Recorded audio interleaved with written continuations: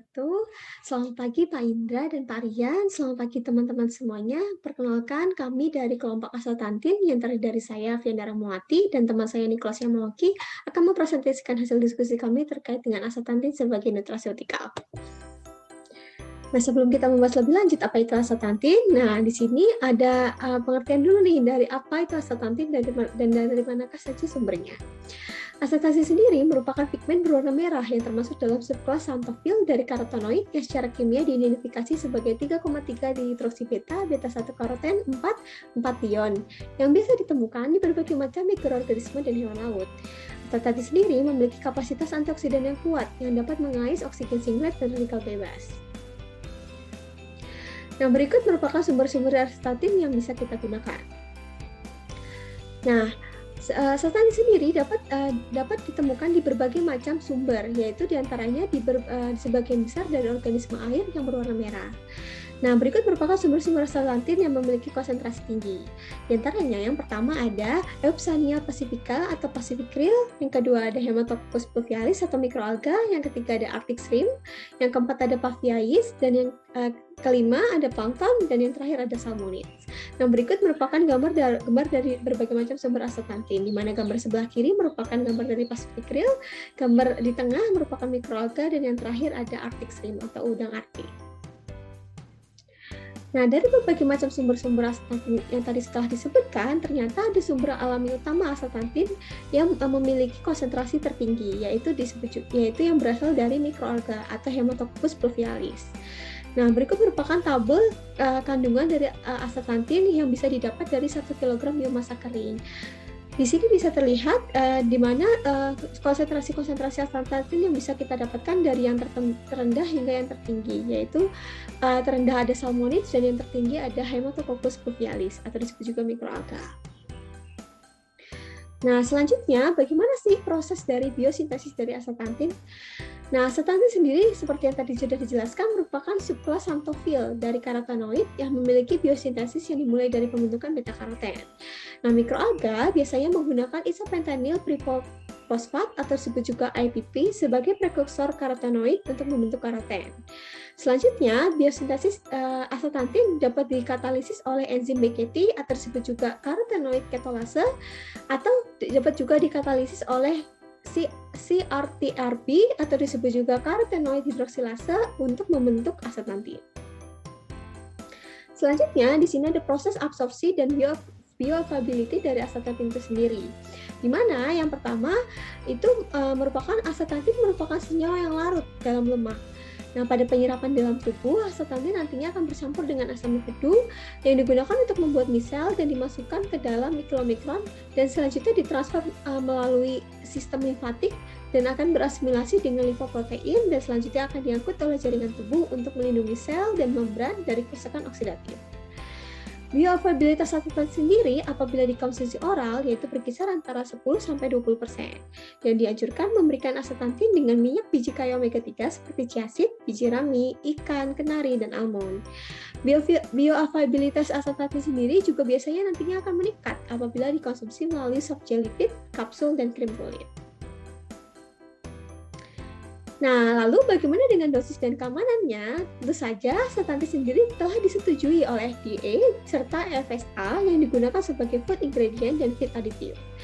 Nah, namun baru dua sumber astaxanthin yang di-approve oleh FDA yaitu bersumber dari pluvialis atau mikroalga dan juga ada dari Paracoccus carotenifasciens yang merupakan bakteri aerobik gram negatif yang telah disetujui oleh FDA sebagai suplemen makanan manusia dengan dosis masing-masing dari 12 hingga 24 mg per hari dan 6 mg per hari untuk Paracoccus selama tidak lebih dari 30 hari.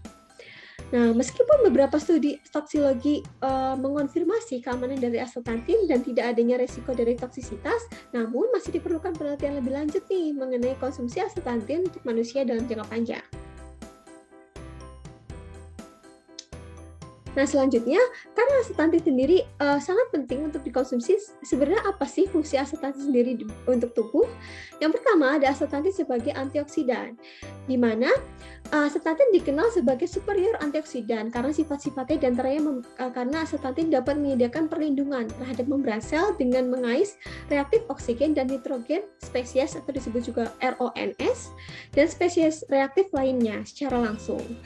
Astaxanthin juga dapat membantu menetralisir oksidasi LDL atau disebut juga low density lipoprotein dan peroksidasi lipid dengan membentuk 15 nitroastaxanthin yang merupakan senyawa yang memiliki peran penting dalam antioksidan. Nah, astaxanthin sendiri juga dapat meningkatkan enzim-enzim antioksidan dan dapat mengaktifkan sistem pertahanan antioksidan seluler melalui modulasi jalur NRF2. Nah, astaxanthin sendiri juga dapat membantu meningkatkan bioavailabilitas NO atau nitric oxide sehingga memiliki efek vasodilatator dan antitrombogenik, sehingga akan memperbaiki reologi darah dan menghindari hilangnya fleksibilitas dari eritrosit serta meningkatkan viskositas plasma yang merupakan faktor yang akan menyebabkan peningkatan aliran darah. Nah, astaxanthin selain sebagai sumber dari antioksidan, ternyata astaxanthin sendiri memiliki efek anti-inflamatori, di mana ternyata astaxanthin ini dapat menghambat atau mengurangi aktivitas total dari MMP, atau disebut juga matriks metaloproteinase yang merupakan mediator pro-inflamatori. Di mana selain itu, astaxanthin juga dapat menghambat aktivitas dari IKB kinase, atau disebut juga IKK kompleks yang bertanggung jawab untuk mengontrol aktivasi NF-kB, di mana hal ini akan membuat NF-kB tidak aktif di dalam sitoplasma, sehingga selanjutnya akan menurunkan regulasi gen proinflamasi seperti TNF-alpha dan IL-1-beta. Selanjutnya, astaxanthin juga dapat meningkatkan reverse kolesterol yang akan membuang kelebihan kolesterol dari jaringan perifer dan akan mengangkutnya ke hati dan juga dapat meningkatkan kolesterol efflux, di mana kolesterol efflux ini di dalam makrofag sehingga akan mencegah tetesan lipid terakumulasi di sitoplasma yang nantinya bisa membentuk foam atau sel foam, di mana sel foam ini merupakan salah satu dari penanda utama penyakit aterosklerosis atau disebut juga penyempitan dan pengerasan pembuluh darah. Dengan berbagai aktivitas biologis yang dimilikinya, astaxanthin memiliki potensi yang besar untuk dikembangkan sebagai nutrasetikal dengan berbagai manfaat bagi kesehatan. Sejauh ini, manfaat astaxanthin bagi kesehatan yang telah diketahui diantaranya adalah untuk menjaga kesehatan kulit dan mata, sistem kardiovaskuler dan sistem saraf, serta meningkatkan sistem imun tubuh. Nah, karena saat ini masih pandemi COVID-19, kita akan melihat sekilas potensi astaxanthin sebagai nutrasetikal bagi pasien penderita COVID-19. Walaupun studi yang dilakukan belum mencapai tahap uji klinis, para saintis telah memperkirakan potensi astaxanthin dalam mencegah terjadinya badai sitokin atau cytokine storm yang dapat memperburuk kondisi pasien COVID-19, bahkan seringkali menyebabkan kematian pada pasien. Perlu dicatat bahwa astaxanthin bukanlah antivirus, tetapi karena sifatnya yang antioksidan, antiinflamasi, dan imunomodulator, senyawa tersebut dapat mencegah infeksi virus, meningkatkan imunitas tubuh, serta meregulasi respon imun tubuh pasien yang terserang virus supaya tidak berlebihan, yang malah memberikan efek yang merugikan pada tubuh sendiri.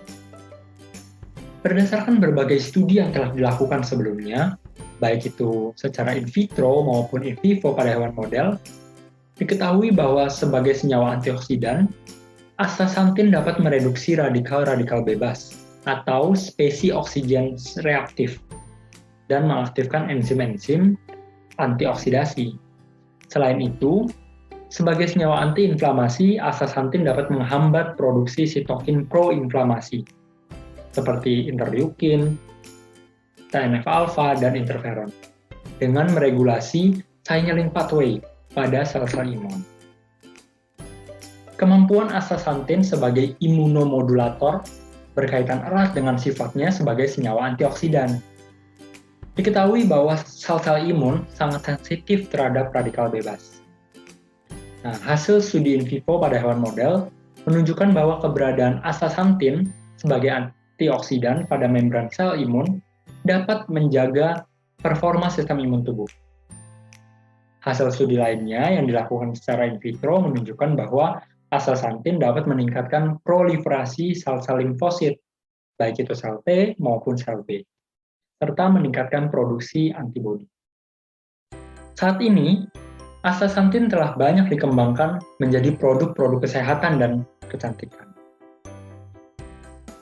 Astaxanthin sebagai nutraceutical telah tersedia dalam berbagai produk komersial, baik dalam bentuk bubuk atau powder, kapsul, tablet, gel, krim, maupun dalam bentuk cair.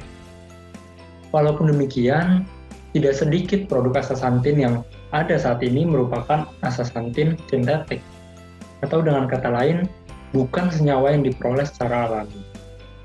Padahal, walaupun memiliki struktur yang serupa, astaxanthin alami memiliki aktivitas biologis yang lebih baik dibandingkan astaxanthin sintetik. Ada beberapa hal yang menghambat aplikasi astaxanthin alami di level industri. 3 hal yang terutama, yaitu pertama, struktur astaxanthin sangat tidak jenuh atau highly unsaturated, sehingga menyebabkan senyawa tersebut sangat tidak stabil dan mudah berubah akibat panas, cahaya, perubahan pH, oksidasi, dan radikal bebas. Kondisi-kondisi tersebut dapat menyebabkan astaxanthin kehilangan fungsinya sebagai nutraceutical dan menurunkan bioavailabilitasnya, serta dapat menimbulkan rasa dan aroma yang tidak sedap. Kedua, kelarutan yang rendah pada pelarut polar, misalnya air. Kedua, kelarutan yang rendah pada pelarut polar menurunkan absorpsi dan bioavailabilitas dari astaxanthin. Ketiga, karena kelarutan yang rendah dan penanganan yang tidak mudah dalam isolasi dan pemrosesannya, biaya produksi astaxanthin alami menjadi relatif tinggi dan tidak dapat bersaing dengan produk astaxanthin sintetik dari segi harga.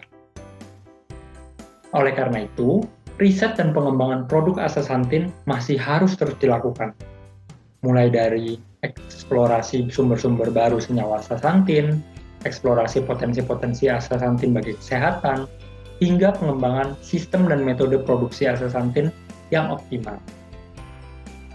Berikut ini adalah daftar pustaka atau referensi yang kami gunakan dalam presentasi kali ini. Sekian yang dapat kami bagikan. Semoga video ini menginspirasi kita semua untuk terus berkarya mengeksplorasi kekayaan hayati Indonesia.